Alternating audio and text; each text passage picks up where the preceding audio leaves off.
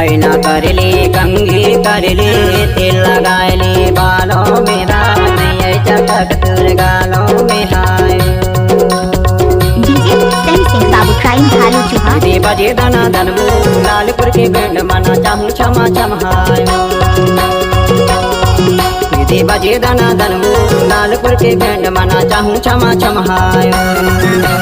लाल टमाटर की लाल सब्जी हाय हल्दी रखी तू पीली दिखी हाय आज मरी हुई जानी रो दिखी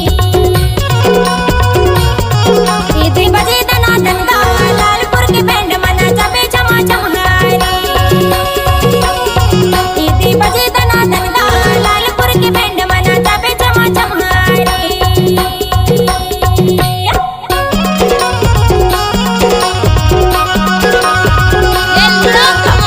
डीजे सनी सिंह बाबू क्राइम भालू चुहा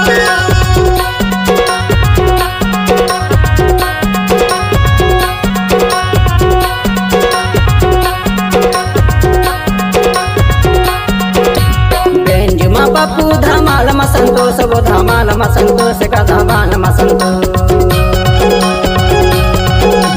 तासा मधुवार कयर बैंड मह जितू गा बैंड मह जितू दे बजे दना दनबू लालपुर के बैंड मना चाहूं क्षमा चमहायो दे बजे दना दनबू लालपुर के बैंड मना चाहूं क्षमा चमहायो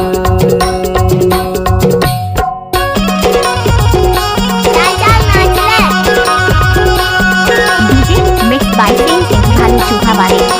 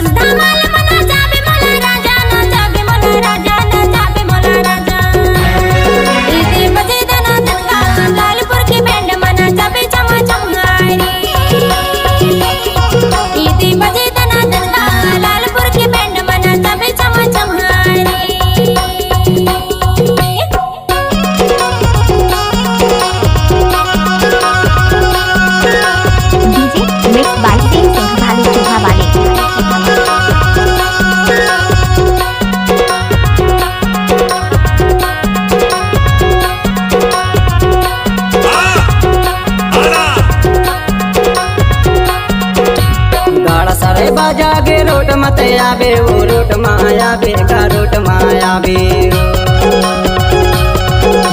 देसी धमाल के मजा तहा पाबे वो मजा तहा पाबे का मजा तहा पाबे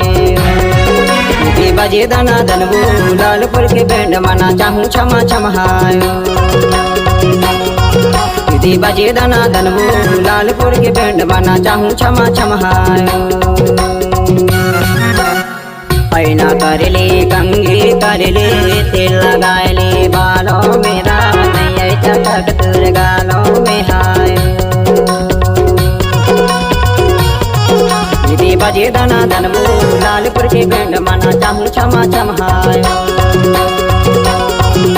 दे बजे दना दनबू लालपुर के बैंड मना चाहूं क्षमा चमहायो दे बजे दना दनबू लालपुर के बैंड मना चाहूं क्षमा चमहायो इतने बजे दना दनगा लालपुर के बैंड मना चाबे चमा चमहारी दे बजे दना दन रे लालपुर के बैंड मना चाहूं क्षमा चमहायो इतने बजे दना दनगा लालपुर के बैंड मना चाबे चमा चमहारी छत्तीसगढ़ी सांस्कृतिक लोक